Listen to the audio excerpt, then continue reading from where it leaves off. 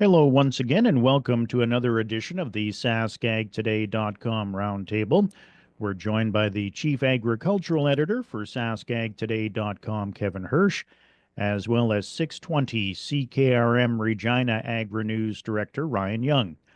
I'm GX94 Yorkton Agriculture Director Doug Faulkner. And first off this week, we wanted to talk about the latest crop reports that came out during the course of the week. In Manitoba, 57% of the crop is now in the ground. That's up from 32% the previous week. And in Saskatchewan, 72% of the crop has been seeded, up 49% from the previous week. Kevin, what's your initial reaction to hearing that the numbers have increased that much over the past week? Well, it's good progress considering it was a rainy week in many areas, but obviously there was some progress made before the rainy weather set in. The numbers are a bit deceiving. We're way ahead of normals and averages for this time of year, but in that area of southeast Saskatchewan that received a great deal of rain, they may have some significant delays. When you hear about more than 5 inches of rain at Lampman, for instance, that's got to leave a lot of water on fields, and it's east central and southeast Saskatchewan that are the furthest behind, lagging in that 60% range or less. So they've got some work to do yet. So they'll be anxious to see the tap turned off for now and to get some seeding progress. Ryan, how was when your country cookouts went out this week? Were your producers in your areas doing pretty well?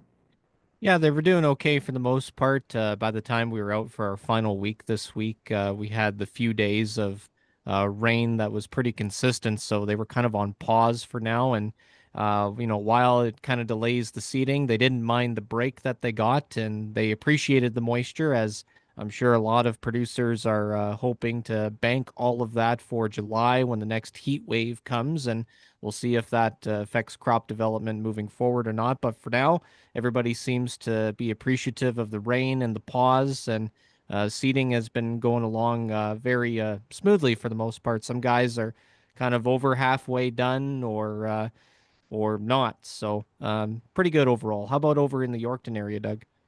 Well, yeah, it's kind of interesting. Of course, the last report from the Saskatchewan Crop Report suggested we were actually in last place here in the East Central at 58% complete, which doesn't surprise me. We had a lot of snow this winter, and I think that's where a lot of guys were a little late in starting seeding. We took out GX94 supper in the field on Wednesday night. We were actually a little southwest of Moosomin, and the farmers there were half done. They were seeding about 11,000 acres, I think, in total. They were half done. They were done the wheat, and then they had a lot of rain. They had about 3 inches of rain over the past week or so, and there was water laying in the fields there. We couldn't believe it on the drive down because there's no water laying in the fields here that I've seen anyway.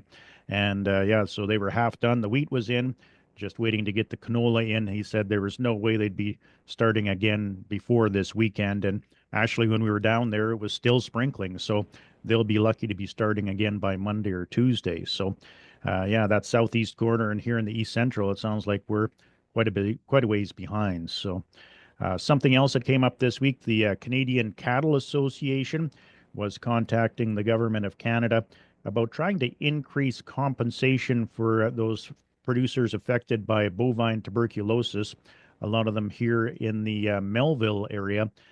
Kevin, it sounds like cattle are worth a lot more than what the CFIA suggests they are, considering the way prices have been going.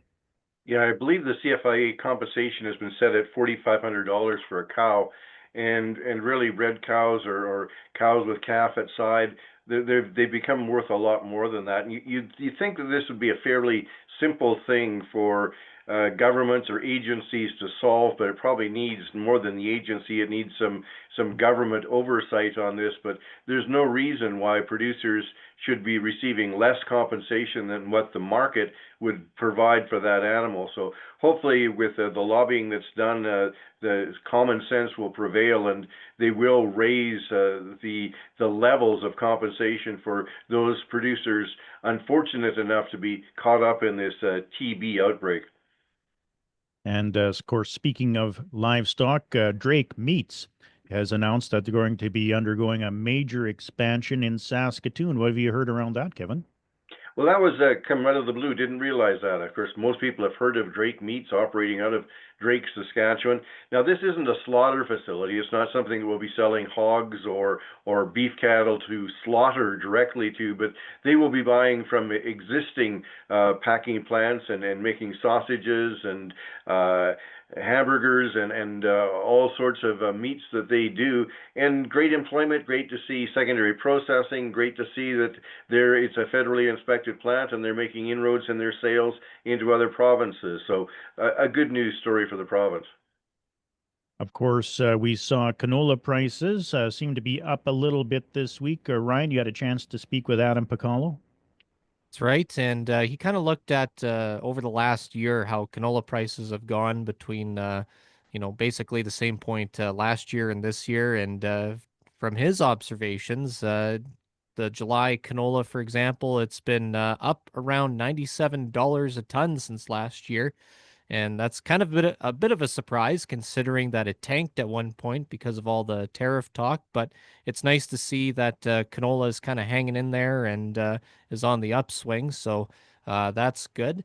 And then as for wheat futures, he kind of looked at it over the last year and 2 years, and he says it was kind of stagnant, the wheat prices overall. Over the last year, he said it was down about 7 cents, so not really much change. And he believes there isn't going to be much change for the wheat futures moving forward either, whether it's because of the US and Canadian dollars and how they perform, as well as the tariff talk. And we've heard today that U.S. President Donald Trump is looking to put tariffs on the European Union, some 50%. And we're kind of in the middle of a 90-day pause on tariffs. So interesting to see that he's reignited the tariff talk out of the blue. But at this point in his presidency, we should expect the unexpected. And we'll just have to keep track on where that goes moving forward. Kevin, of course, you actually provided us with a report from the Agriculture and Agri-Food Canada Principal Field Crop Report. Does that play into the numbers that we're seeing for canola and wheat prices right now as well? Of course, they try to determine what the average price for the entire crop year is, but those numbers, especially for canola, have been moving up quite dramatically. They moved up dramatically for new crop canola outlook back in April. The May report that came out just this past week increased that again, and a pretty dramatic rise when most other crops are stagnant. The one other one that was increased in this last report was the outlook for mustard, which has been a very low price, and acreage is expected to be way down on mustard when we do the final tally. So that has got an uphill boost in the Ag Canada estimates for the upcoming crop year. On the other hand, canary seed was down quite dramatically, and again based on supply and demand and the analysis by Ag Canada. But if we look at where we are for canola prices right now, producers are enjoying $15 to $16 a bushel, depending upon just where they're located in the province. And that is a remarkable turnaround for what we were expecting at the beginning of the year. Also, a couple of major announcements came out of Saskatoon on Thursday. The first one was the Crop Development Center. There's going to be some funding to build 2 new facilities there. And what did you think of that announcement? Well, I think it's a Crop Development Center does wonderful work with world-class crop breeders, and it's great to see the commissions and farm organizations step up to the plate and provide a major part of the funding.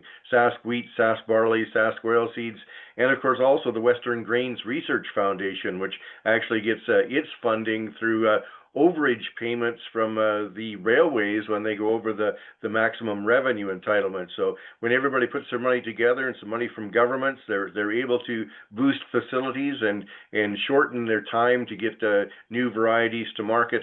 It's a great news story.